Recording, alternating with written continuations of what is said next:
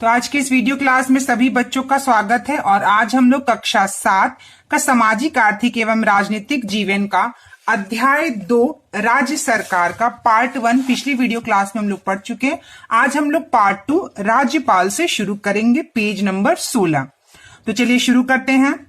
राज्य का पूरा प्रशासन राज्यपाल के नाम से ही चलाया जाता है। तो राज्य का जो प्रशासन होता है बच्चों वो राज्यपाल के अधीन होता है। राज्यपाल राज्य प्रशासन के संवैधानिक प्रधान होते हैं, ठीक है। सबसे ऊपर मतलब वो प्रधान होते हैं। वह उस दल या गठबंधन के नेता को बुलाते हैं जिसे बहुमत प्राप्त हो, और राज्यपाल क्या करते हैं, जो गठबंधन यानी जिस पार्टी का उम्मीदवार सबसे ज्यादा जीतते हैं वो अपना नेता चुनते हैं और राज्यपाल उनके नेता को बुलाते हैं और उसी को मुख्यमंत्री नियुक्त करते हैं, ठीक है। राज्यपाल को मुख्यमंत्री एवं मंत्री परिषद की सलाह से कार्य करना होता है और राज्यपाल जो है मुख्यमंत्री के कहने पर और मंत्री परिषद के कहने पर उसे काम करना होता है। राज्यपाल की नियुक्ति यह सुनिश्चित करने के लिए की जाती है कि राज्य सरकार संविधान के नियमों के अनुसार काम काज चलाए। तो इसलिए की जाती है ताकि राज्य सरकार जो है मतलब जो राज्य की सरकार है वह संविधान मतलब नियम और कानून से जो है वो अपना काम चलाए। ये बताइए, अभी हमारे बिहार के राज्यपाल कौन है बच्चों? अभी हमारे वर्तमान बिहार के जो राज्यपाल हैं उनका नाम श्री फागू चौहान है। क्या है बच्चों? श्री फागू चौहान, ठीक है। और हमारे पूर्व मतलब हमारे जो पूर्व के राज्यपाल थे बिहार के, उनका नाम क्या है बच्चों? श्री लालजी टंडन, ठीक है। और लालजी टंडन के पहले जो हमारे बिहार के राज्यपाल थे वह थे सत्यपाल मलिक, ठीक है। तो यह बच्चों यह नाम है राज्यपाल का, बिहार के राज्यपाल के नाम। हमारे वर्तमान के जो बिहार के राज्यपाल हैं उनका नाम है श्री फागू चौहान और हमारे जो पूर्व राज्यपाल हैं उनका नाम है लालजी टंडन, जो थे पूर्व में जो थे राज्यपाल। और जो लालजी टंडन के पहले राज्यपाल थे उनका नाम था सत्यपाल मलिक, ठीक है। तो चलिए अब यहाँ पे एक पहला प्रश्न आ रहा है बच्चों आपके लिए। हिमाचल प्रदेश विधानसभा में 68 सदस्य हैं, ठीक है। किसी भी दल या गठबंधन को बहुमत प्राप्त करने के लिए कितने सदस्यों की आवश्यकता होती है? तो चलिए इस प्रश्न को हम लोग करते हैं। तो देखिए यहाँ पर मैंने इसका उत्तर लिखा है। हिमाचल प्रदेश विधानसभा में 68 सदस्य हैं, तो यहाँ किसी भी दल या गठबंधन को बहुमत प्राप्त करने के लिए कम से कम बच्चों 68 यानी 68 का आधे से ज्यादा यानी 35 सदस्यों की आवश्यकता होगी, क्योंकि बहुमत प्राप्त करने के लिए किसी पार्टी के पास विधानसभा सदस्यों की आधी संख्या से एक अधिक होनी चाहिए। मतलब 68 का आधा 68 का आधा हो जाएगा बच्चों 34 और 34 से एक ज्यादा यानी 35 अगर सदस्य होते हैं किसी गठबंधन के पास तो वह अपना बहुमत प्राप्त कर सकता है, ठीक है। अब यहाँ पे दूसरा प्रश्न बच्चों, किसी दल या गठबंधन की सरकार बनेगी यह तय करने के लिए बहुमत के नियम से क्यों चलना चाहिए, चर्चा करें। तो देखिए उत्तर में किसी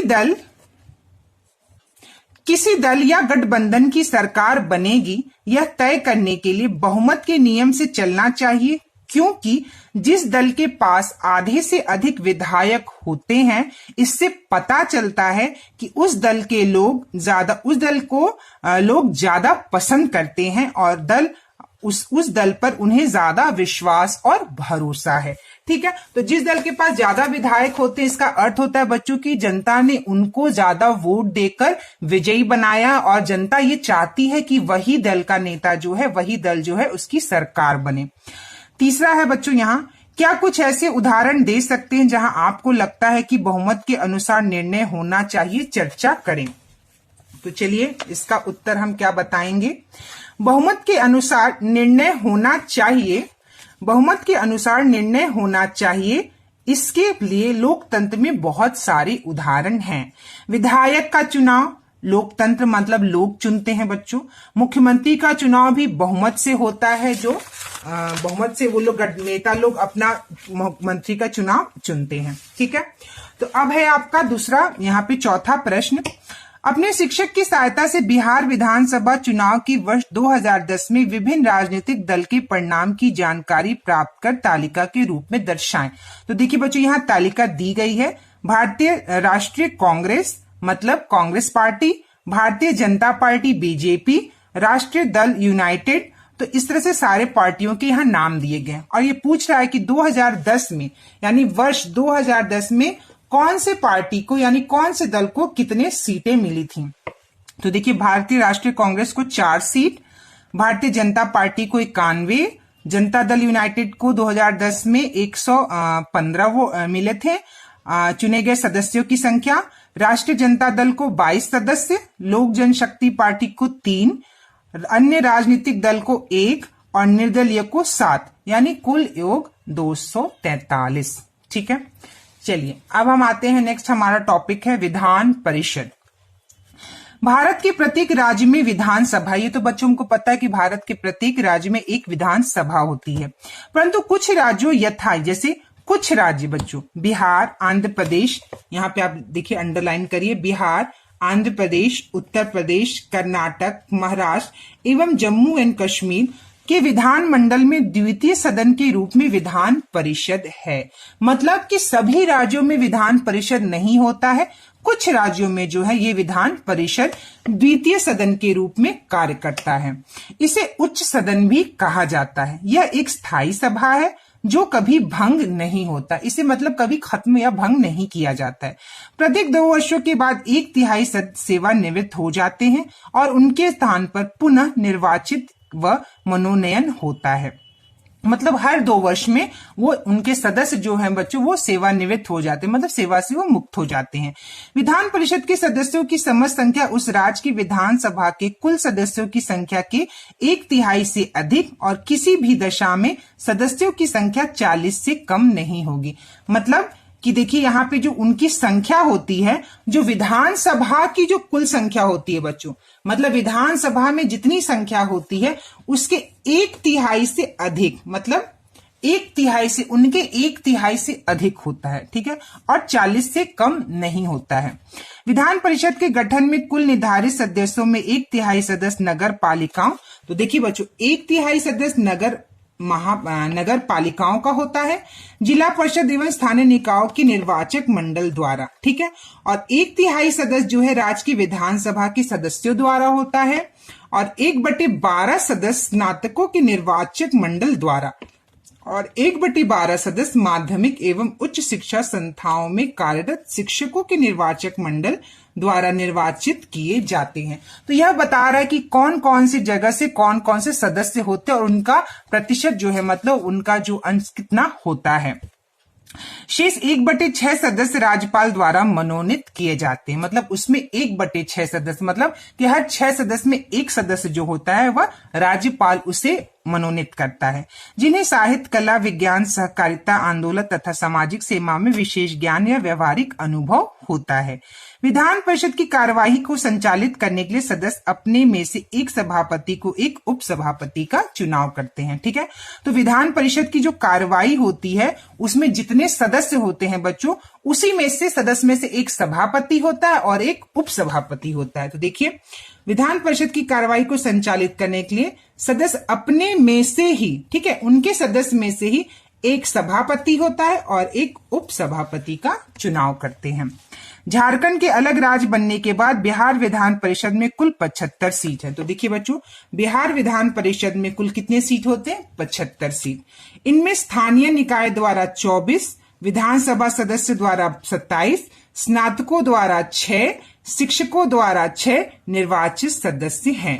शेष 12 सदस्य राज्यपाल द्वारा मनोनीत हैं। तो देखिए यहाँ पे जो आपको 1/3, 1/12 और इस तरह से जो बताया गया यहाँ पे देखिए आपको स्पष्ट समझ में आएगा कि 75 सीट में से 24 सीट जो है कहां से होता है बच्चों? स्थानीय निकाय से होता है। और 27 सीट जो है वो विधानसभा के सदस्य होते हैं। 6 सीट जो है स्नातकों द्वारा 6 सीट और शिक्षकों द्वारा 8 निर्वाचित सदस्य होते हैं। ठीक है, चलिए अब हम नेक्स्ट आगे बढ़ते हैं। विधानसभा में एक बहस। ठीक है बच्चों, क्या है? विधानसभा में एक बहस। तो क्या होता है बच्चों? विधानसभा में बहस कराई जाती है। अब वो क्या बहस होती है, कैसी बहस होती है, हम लोग इसके बारे में जानेंगे। सभी मंत्रियों के अलग अलग कार्यालय होते हैं जहां वे सिर्फ अपने विभाग के कार्यों का संचालन करते हैं। उदाहरण के लिए स्वास्थ्य मंत्री सिर्फ स्वास्थ्य संबंधी कार्य का संचालन, शिक्षा मंत्री शिक्षा संबंधी कार्य का संचालन उस विभाग में देखते हैं। उन पर पूरे राज्य के उस विभाग से संबंधित जिम्मेवारी होती है। सभी मंत्रियों को अपने विभाग से संबंधित प्रस्ताव विधानसभा में चर्चा के लिए रखनी होती है। इसके पश्चात सदन के सदस्य उस पर अपनी स्वीकृति देते हैं, जहां सभी दल के सदस्य महत्वपूर्ण विषयों पर चर्चा करने के लिए इकट्ठे होते हैं, बहस करते हैं एवं समस्याओं का हल निकालते हैं। आइए अब विधानसभा की बहस पर गौर करें। तो मतलब अपने अपने क्षेत्र से स्वास्थ्य मंत्री, कृषि मंत्री और शिक्षा मंत्री अपने अपने जो क्षेत्र में जो भी समस्या है बच्चों, उसको वो लोग विधानसभा में रखते हैं, उस पर चर्चा करते और बहस करते हैं। बहस क्यों किया जाता है? क्योंकि जो समस्या है या जो परेशानी है या जो कमियां हैं उसका हल निकाला जाए। विधानसभा की बहसों में विधायक अपनी बात रख सकते हैं, संबंधित विषय पर प्रश्न पूछ सकते हैं, सुझाव दे सकते हैं। विभागीय मंत्री प्रश्नों के उत्तर देते हैं और सदन को आश्वस्त करते हैं कि आवश्यक कदम उठाए जा रहे हैं। तो विधायक क्या करते हैं, जो अलग अलग क्षेत्र से आते हैं बच्चों, अपने अपने क्षेत्र में क्या क्या परेशानी है, क्या क्या समस्या है, उसको रखते हैं और जो वहां की जो मंत्री विभागीय जो वहां के मंत्री होते हैं उन पर चर्चा करते हैं, बहस करते हैं और उसका जवाब देते हैं और ये बताते हैं कि उसके लिए क्या क्या काम किए जा रहे हैं। ठीक है। सरकार जो भी निर्णय लेती है उसे विधानसभा के सदस्यों द्वारा अनुमोदित करवाना होता है। हम लोग विधानसभा में किए गए बहस एवं प्रस्ताव को अखबारों, दूरदर्शन समाचार चैनलों अथवा रेडियो पर पढ़ते व सुनते हैं। तो सदन में क्या बहस होता है इसकी जानकारी हमको अखबारों से और टीवी से मिलता है। आदर्श मध्य विद्यालय सैदपुर के बच्चे भ्रमण के दौरान विधानसभा में बहस कैसे होती है देखने के लिए अपने राज्य की राजधानी पटना गए। विधानसभा भवन अत्यंत भव्य एवं आकर्षक है। मुख्य द्वार पर बड़े बड़े अक्षरों में विधानसभा, बिहार विधानसभा लिखा हुआ था। बच्चे बहुत उत्सुक थे। सुरक्षा व्यवस्था देखते बन रही थी। आम आदमी हो या विधायक, सुरक्षा जांच के बाद ही उन्हें अंदर जाने दिया जाता था। सैदपुर के बच्चों को सुरक्षा जांच के बाद ऊपर दर्शक दीर्घा में ले जाया गया। वहां से वे नीचे के विधानसभा हॉल को देख सकते थे। हॉल में डेस्कों की अनेक कतारें लगी थीं। प्रत्येक डेस्क पर माइक लगा। देखिए यहाँ पर डेस्क बना हुआ है बच्चों और हर डेस्क पर जितने लोग बैठते हैं उनके सामने माइक लगी होती है, जिस पर विधानसभा सदस्य बैठे हुए थे। ठीक है। उनके सामने की कुर्सी पर विधानसभा अध्यक्ष बैठे हुए थे। बहस शुरू होती है। ठीक है बच्चों। तो विधानसभा में एक विधानसभा अध्यक्ष होता है। ठीक है। तो फिर बहस शुरू होती है। तो विधायक 1, विधायक 2, विधायक 3, अलग अलग विधायक अपनी अपनी बात को देखिए कैसे रखते हैं। एक विधायक हैं जो वो कहते हैं, उनको नाम दिया गया विधायक 1। अध्यक्ष महोदय, जैसा कि हम सभी लोग जानते हैं सरकार की यह योजना है कि सभी पंचायत में प्राथमिक स्वास्थ्य केंद्र हो। इसके बावजूद अधिकतर पंचायत में प्राथमिक स्वास्थ्य केंद्र आज तक नहीं खुला, जिसके चलते कई लोग समय से इलाज नहीं करवा पाते व उनकी मृत्यु हो जाती है।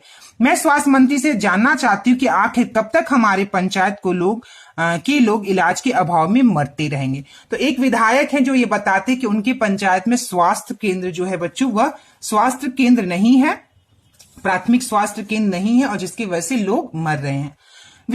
दूसरे एक विधायक हैं, ये देखिए वो क्या कहते हैं। अध्यक्ष महोदय, मेरा प्रश्न यह है कि एक तो हमारी पंचायतों में प्राथमिक स्वास्थ्य केंद्र का घोर अभाव है, मतलब कमी है। घोर मतलब ज्यादा, मतलब बहुत ज्यादा कमी है। पंचायतों अगर कहीं स्वास्थ्य केंद्र खुला भी तो डॉक्टरों की कमी है। इन स्वास्थ्य केंद्रों का इतना बुरा हाल क्यों? सरकार इन स्वास्थ्य केंद्रों पर डॉक्टर एवं चिकित्सक कर्मियों की नियुक्ति क्यों नहीं कर रही है? तो ये कहते हैं एक तो स्वास्थ्य केंद्र नहीं है और अगर स्वास्थ्य केंद्र है भी तो डॉक्टर की कमी है। तो इन डॉक्टरों की कमी को क्यों नहीं पूरा किया जा रहा है? फिर तीसरे विधायक हैं तो ये क्या कहते हैं, देखिए। महोदय, मेरे निर्वाचन क्षेत्र में अधिकतर सड़कों की दशा आज भी बदतर है। बदतर है मतलब बहुत ही खराब है। बहुत सारे गांवों का संपर्क आज भी मुख्य सड़क से नहीं हो पाया। मतलब जो शहर के लिए मुख्य सड़क है बच्चों, तो वो गांव की सड़क से नहीं जुड़ी है। आपकी सरकार यह दावा करती है कि हमने सड़कें बनवाई हैं, जबकि मेरे निर्वाचन क्षेत्र के अधिकतर गांव की स्थिति यह है कि व्यक्ति अगर बीमार पड़ जाए तो उन्हें शहर के स्वास्थ्य केंद्र पर पहुंचते पहुंचते 8-10 घंटे लग जाते हैं। अगर सड़क सही होती तो उनके गांव का संपर्क मुख्य सड़क से होता, तब वे 2 घंटे में शहर के स्वास्थ्य केंद्र में आसानी से पहुंच सकते हैं। अतः मैं ग्रामीण विकास मंत्री, देखिए ग्रामीण विकास मंत्री का ध्यान इस ओर आकर्षित करना चाहूंगा कि वे कब तक इन सड़कों को बनवा पाएंगे। तो यहाँ पे 3 विधायक ने अपनी अपनी बातों को रखा। एक विधायक ने कहा कि स्वास्थ्य केंद्र नहीं है, दूसरे विधायक ने कहा कि डॉक्टरों की कमी है, तीसरे विधायक ने कहा कि हमारे यहाँ सड़क जो है वो बहुत बदतर स्थिति है। तो इस तरह से अलग अलग विधायक अपने अपने बच्चों निर्वाचन क्षेत्र से जहां से वो होते हैं वहां की समस्याओं को वो सदन में विधानसभा में रखते हैं। ठीक है, चलिए नेक्स्ट आगे बढ़ते हैं। मंत्री, तो देखिए मंत्री क्या कहते हैं। ठीक है, ये लोग तो विधायकों ने अपनी अपनी समस्या बताई, तो मंत्री क्या कहते हैं देखिए। अध्यक्ष महोदय, मुझे लगता है कि माननीय सदस्य समस्या को बढ़ा चढ़ाकर बता रहे हैं। यह सत्य है कि सभी पंचायतों में प्राथमिक स्वास्थ्य केंद्र नहीं खुला है, पर आशा कार्यकर्ता, देखिए पंचायतों में कौन होते हैं बच्चों, आशा कार्यकर्ता की नियुक्ति लगभग सभी गांवों में हो रही है। बड़े पैमाने पर नियत मानदेय पर चिकित्सकों की नियुक्ति की गई है, मतलब नियत मानदेय पर चिकित्सकों की भी नियुक्ति की गई है। नियत मानदेय मतलब कि मान लीजिए कि एक नियत वेतन की 20,000 50,000 एक नियत रहता है कि इतना देना है, उसे नियत वेतन कहते हैं। इतना ही नहीं, सरकारी अस्पतालों में मुफ्त में सभी दवाओं का वितरण पर टीके दिए जा रहे हैं। 24 घंटे डॉक्टर अस्पतालों में इलाज उपलब्ध करा रहे हैं। सरकार लोगों की मदद के लिए भरसक प्रयास कर रही है। तो मंत्री अपनी बात को रखते हैं कि क्या क्या चीजें हो रही हैं, वो इसको बताते हैं। अध्यक्ष महोदय, मुझे लगता है कि विरोधी पक्ष के साथ ही बिना वजह सरकार पर दोषारोपण कर रहे हैं। आज पूरे राज्य का शायद ही कोई गांव, शहर या गली मोहल्ला होगा जिनकी सड़क का पक्कीकरण अभी तक नहीं हुआ है। आपके निर्वाचन क्षेत्र के सड़कों का भी टेंडर हो चुका है, इसलिए चिंता ना करें, शीघ्र ही सड़कें भी बन जाएंगी। तो मंत्री इसका जवाब, मतलब जिनका जिनका जो प्रश्न है उसका मंत्री उसका जवाब देते हैं कि आपकी सड़क का भी पक्कीकरण हो गया है, जल्द ही काम शुरू होने वाला है। डॉक्टर की कमी है तो हम डॉक्टर की नियुक्ति कर रहे हैं, आशा कार्यकर्ता काम कर रहे हैं, दवाइयां बिक रही हैं, दवाइयां मुफ्त में बांटी जा रही हैं, टीके मुफ्त में लगवाए जा रहे हैं। तो मंत्री अपनी बात का सफाई देते हुए अपनी बातों को ये रखते हैं। इस प्रकार हमने विधानसभा में चल रही बस के विषय में जाना। यहां हमने देखा कि विधायकों ने अपने क्षेत्र की समस्याओं का विधानसभा में बहस के दौरान उठाया। विधायक अपने क्षेत्र का प्रतिनिधि होता है और इससे अपेक्षा की जाती है कि वह अपने क्षेत्र में दौरा करे, लोगों से मिले एवं समस्याओं का समाधान के लिए प्रयास करे। तो ये विधायक से उम्मीद की जाती कि वो अपने क्षेत्र में घूमे, जाकर देखे कि किनको किनको उनकी जनता को क्या क्या समस्या है और उसका समस्या का हल निकाले। मंत्री के ऊपर पूरे राज्य की जिम्मेदारी होती है एवं जिस विभाग का वह मंत्री होता है उसकी जवाबदेही भी। मंत्री पूरी तरह से सरकार के काम के लिए उत्तरदायी होते हैं। सरकार का मतलब शासन के विभिन्न विभागों एवं मंत्रियों से होता है और यही कार्यपालिका कहलाता है।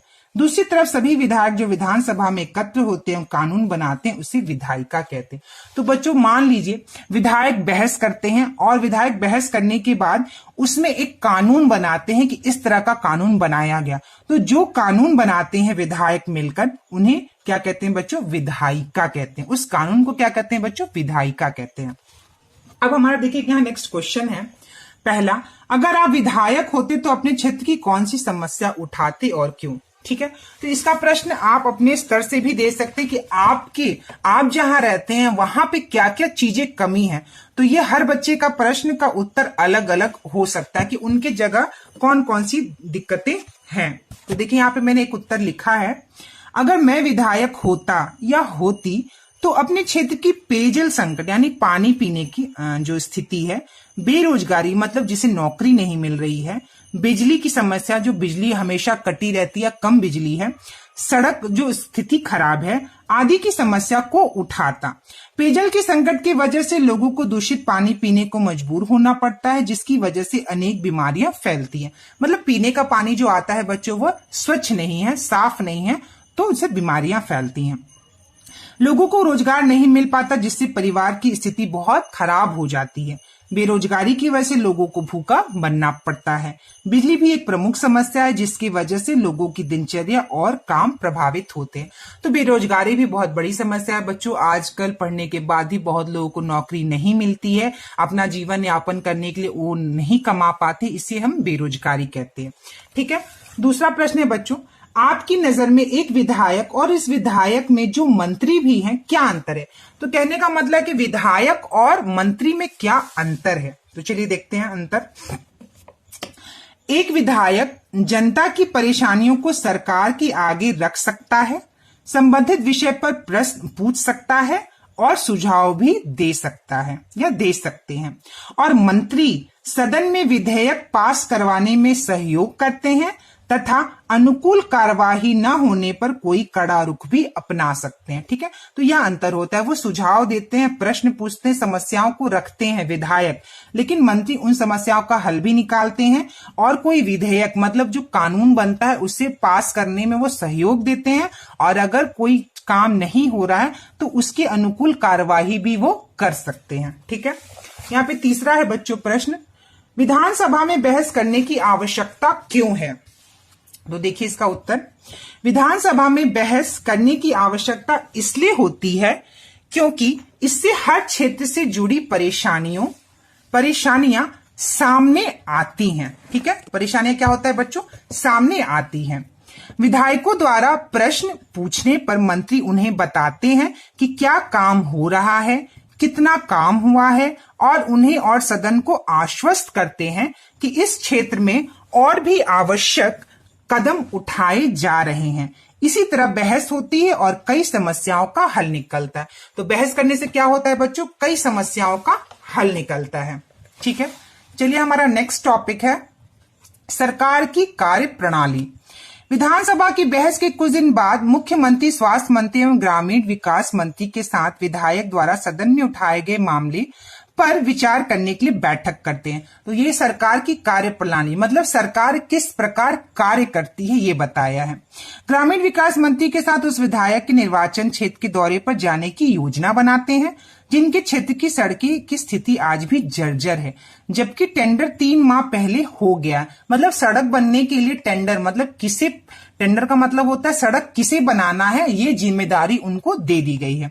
अगले सप्ताह में उन गांवों का दौरा करते हैं एवं विधायक उठाए गए मामलों को सही पाते हैं। ठीक है, वो जाते हैं और देखते हैं कि विधायक जो बोल रहे थे वह सही बोल रहे थे। दौरे से लौटने के पश्चात वे सबसे पहले उस ठेकेदार को ठेका रद्द करते हैं एवं ग्रामीण विकास मंत्री को नए सिरे से टेंडर निकलवाने का आदेश देते हैं एवं 3 माह के अंदर सड़कों की स्थिति ठीक करने की बात भी करते हैं। मतलब पहले तो टेंडर जिसको दे चुके रहते हैं बच्चों, लेकिन 3 माह से वो काम शुरू नहीं होता है तो क्या करते हैं, उस टेंडर को रद्द कर देते हैं और फिर यह टेंडर दूसरे को दे देते हैं। साथ ही साथ स्वास्थ्य मंत्री को निर्देश देते हैं कि ग्रामीण क्षेत्रों में डॉक्टरों की उपस्थिति सुनिश्चित करें जिससे कि गांव के लोगों का इलाज हो पाए। ठीक है, तो यह सरकार करती है, जाती है, बताती है, देखती है, समझती है और इस पे काम आगे बढ़ाता है। इस प्रकार हमने जाना कि वे लोग जो सरकार में शामिल हैं उसे मुख्यमंत्री, स्वास्थ्य मंत्री, शिक्षा मंत्री, ग्रामीण विकास मंत्री इत्यादि इन सभी को समस्याओं पर कार्रवाई करनी होती है। वे अपने कार्य को विभिन्न विभागों जैसे स्वास्थ्य विभाग, शिक्षा विभाग, पथ निर्माण विभाग, कृषि विभाग आदि द्वारा करवाते हैं। तो इन सभी समस्याओं को किससे करवाते हैं बच्चों कार्य? जैसे अगर स्वास्थ्य से रिलेटेड है तो वो स्वास्थ्य विभाग से काम करवाते हैं, शिक्षा से अगर कोई परेशानी तो शिक्षा विभाग काम करता है, सड़क का निर्माण है तो वो पथ निर्माण विभाग काम करता है, खेती बाड़ी से अगर संबंधित है तो वो कृषि विभाग काम करता है। इन मंत्रियों को विधानसभा में उठाए गए प्रश्नों के उत्तर देना होता है। ठीक है, तो क्या करते हैं विधानसभा में ये मंत्री जो प्रश्न उठाते हैं उनका उत्तर देना होता है इन मंत्रियों को एवं प्रश्नकर्ता को आश्वस्त करना होता है कि उचित कदम उठाए जा रहे हैं। साथ ही साथ इन विभागों के द्वारा जो भी कार्य किया जाता है उसका बजट सदन द्वारा स्वीकृत कराया जाता है। तो इस कार्य में कितना पैसा लगता है बच्चों, वो उसको हम बजट कहते हैं। तो इस कार्य में कितना बजट है यानी कितना पैसा लगा है उसको स्वीकृत जो है ये इनको क्या करते हैं सदन में करवाना पड़ता है। पुनः उस योजना की पूर्ति के लिए बजट के धन का प्रावधान कर अनुमोदन लिया जाता है। फिर उस बजट मतलब वो पैसा कहां से आएगा, कैसे आएगा और उसका जो है अनुमोदन मतलब कैसे करना है काम, उसका काम किया जाता है। ठीक है, तो चलिए हमारा नेक्स्ट है यहाँ पे, सरकार के कार्य के बारे में टीका टिप्पणी और सरकार से कार्रवाई करने की मांग सिर्फ विधानसभा में ही नहीं की जाती, बल्कि हम लोग प्रतिदिन अखबारों, रेडियो, दूरदर्शन चैनलों एवं अन्य संगठनों को सरकार के बारे में बातें करते देखते हैं। लोकतंत्र में लोग उनके माध्यमों द्वारा अपने विचार व्यक्त करते हैं और अपनी मांग रखते हैं। तो हम टीवी में, अखबारों में अपना अपना मत, अपना अपना सुझाव, अपनी अपनी बात को लोग प्रकाशित करते हैं और अपने अपने बातों को उस माध्यम से रखते हैं। ठीक है, तो चलिए हमारा अब है नेक्स्ट अभ्यास यानी प्रश्न उत्तर। तो देखिए पहला प्रश्न है बच्चों, अपने शिक्षक की सहायता से पता लगाइए कि निम्नांकित सरकारी विभाग क्या काम करते हैं और उन्हें तालिका में दिए गए रिक्त स्थानों में भरिए। तो ठीक है, देखिए यहाँ पे विभाग का नाम दिया और वह क्या कार्य करते हैं देखना है। तो देखिए जैसे शिक्षा विभाग, तो शिक्षा विभाग का क्या काम है? एक काम तो इसके बहुत सारे हैं, विभाग का काम बहुत सारा है, लेकिन हमें कुछ उदाहरण देना है।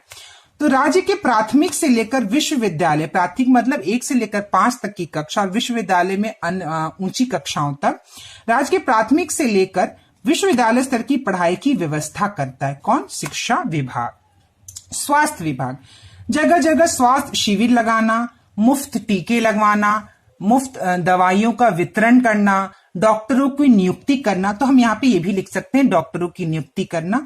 इस तरह से स्वास्थ्य विभाग यह कार्य करता है। पथ निर्माण विभाग क्या कार्य करता है बच्चों? सड़कें बनवाना, पुल बनवाना। ठीक है, उदाहरण हो गया। कृषि विभाग, वैज्ञानिक विधि से कृषि करने की जानकारी देना। आजकल नए नए वैज्ञानिक तरीकों से कृषि कराई जाती है, तो उसकी जानकारी कौन देता है बच्चों? कृषि विभाग देता है। बीज उपलब्ध कराना, और कृषि में भी जो है बहुत सारा अनुदान मिलता है, उसका कार्य करवाना किसका काम है? कृषि विभाग का।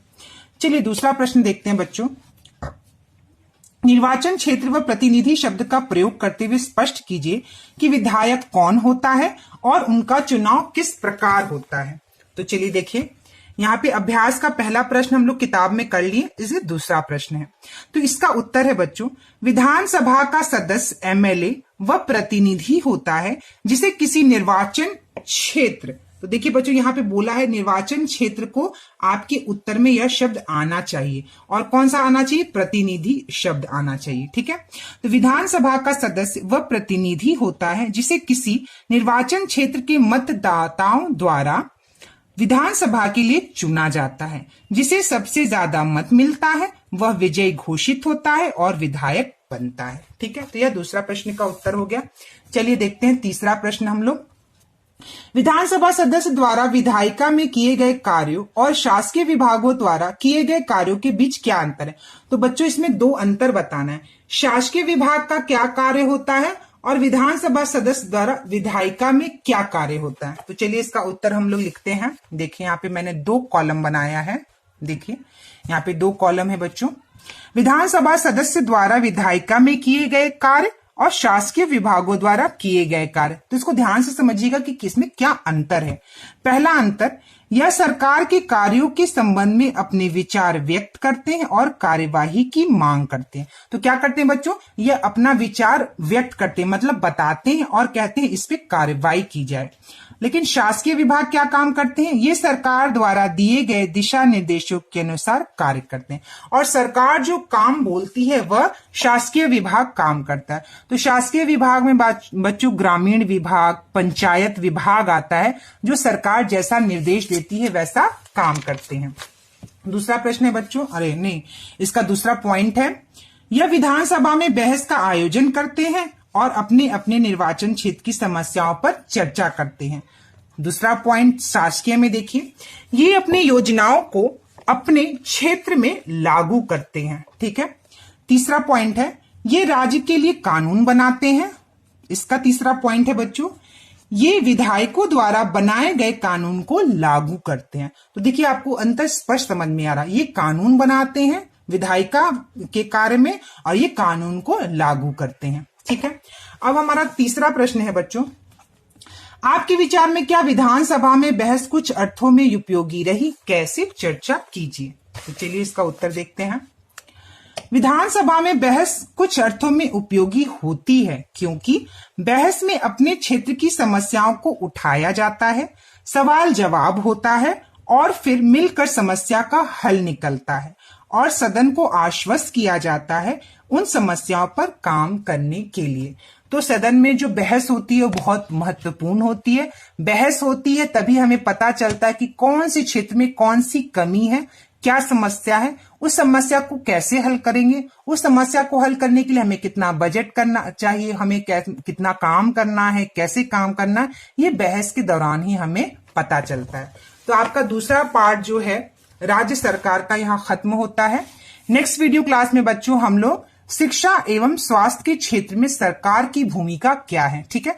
तो मतलब शिक्षा, जो हम शिक्षा प्राप्त करते हैं, जो लोग शिक्षा प्राप्त करते हैं, और स्वास्थ्य जो होता है उसमें सरकार क्या क्या काम करती है, उसका क्या भूमिका है, इसके बारे में जानेंगे।